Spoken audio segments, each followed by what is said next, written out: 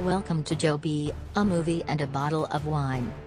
Hey everybody, it's Joby and Matt and the cat. This is my outside cat. This is Mustache. I was trying to draw a mustache on her.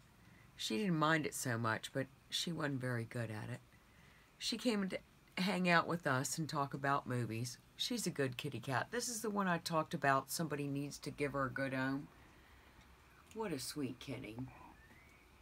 And she's got a mustache. Anyway, my dad is visiting, so we're on the patio with Mustache. Redbox sucked this week.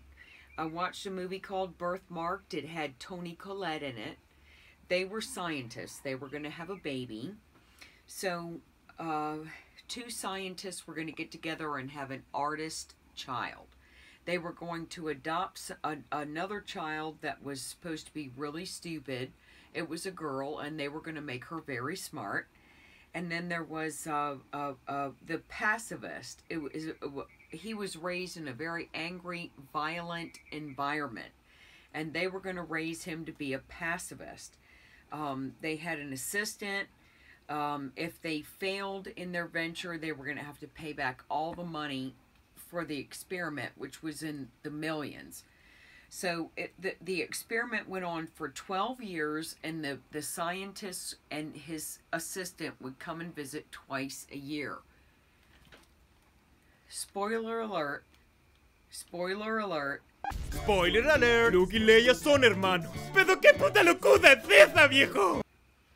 The guy was doing the story or the book on the parents, not on what they could do with the children, but the parents and what they would put the children through in the experiment. He was experimenting with them. It was fucked the hell up. It was pretty good. Birthmarked. An artist, a brain, and a pacifist. The assistant was in on it all along. And you see what they do to him in the end. It's funny as hell. Toni Collette. The guy, I can't remember the guy. Let's see. Oh, and their motto was to nurture the children because all emotion and behavior is learned. They were from a certain environment, and everything they learned was supposed to be something that the scientists put into them. It was really cool. If you follow it through to the end, it's kind of absurd how it turns out. Each one of the kids. Constant experiments that go with their personal development. Very good. 10 by 10. Luke Evans, Kelly Riley, she was the nurse of his wife who died. I was kind of lost in the story. I'm not sure why they were put in the predicament they were in. He kidnapped her. He wanted the truth on what happened with his wife. Spoiler alert, something about infidelity. She wasn't wearing a ring. She was meeting somebody at a bar. I didn't really understand that one so much. It was interesting how they interacted. She was the nurse. She figured all of it out. I don't know. It was kind of weird. I watched the Coneheads. My air conditioner went out, and I had to be up at 5:30 in the morning so I could feed all the cats and be ready for the maintenance man to come in and fix my air conditioner. Yay! Which he did perfectly. Coneheads. So the funniest part of the Coneheads, please, I hope Matt can find this footage. The gum. He has the gum. And he chews it, and Sinbad is his friend, and his friend is like, "Can I have some of that gum?" And he's like, "No, I don't want any of that gum." Get more of that gum, man. I'll force it. On second thought, I better not chew and drive. I might hit something.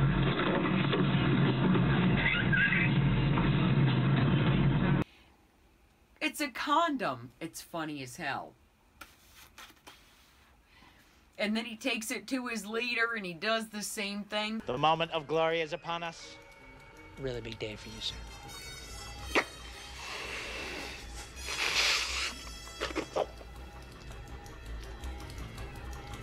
It's funny as hell, the Coneheads.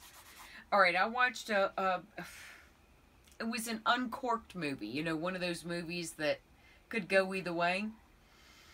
Bad Apples. So, the woman is stabbed in her belly from a lover who scorned that got her pregnant. She has the 2 bad apples, and they go around the neighborhood killing people, and 15 years later, it just goes on and on. The funniest thing was the woman was strangled with a cat, and then the other cat was shoved half down her throat. It was funny as shit. That part was funny. You disgust me. Go on. The twins, Halloween. I can't think of much else to say about that movie. If you have nothing else to do, it was decent. Bad Apples. One bad apple don't spoil the whole bunch, girl. Oh, I don't care what they say. I don't care what you heard.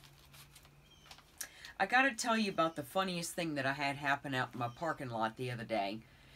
There was a chick in the most beautiful black Camaro. She was riding along behind another chick in an electric wheelchair. And the woman in the Camaro kept blowing the horn. So these 2 ladies are clearly friends with each other. It was so inappropriately funny. They went on and on and on. They started and went all the way out the apartment complex. And then the woman in the wheelchair came back, and I told her how funny their antics were and how much I wished I had it on film so everybody could see the crazy shit they did. I almost peed on the patio. It was so funny, everybody. No! Oh my god!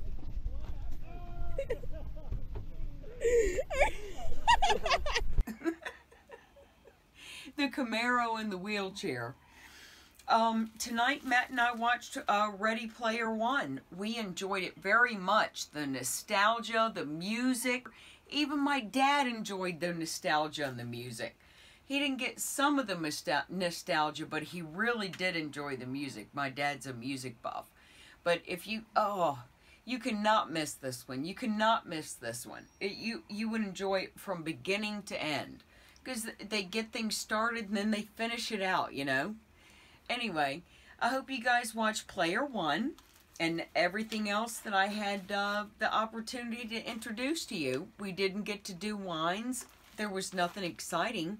I did a video tonight for Frosty. Stained your mouth blue. Stained your teeth, stained your mouth. Lipstick doesn't cover this up, but it's good. It's yummy. But it's blue. I'm blue.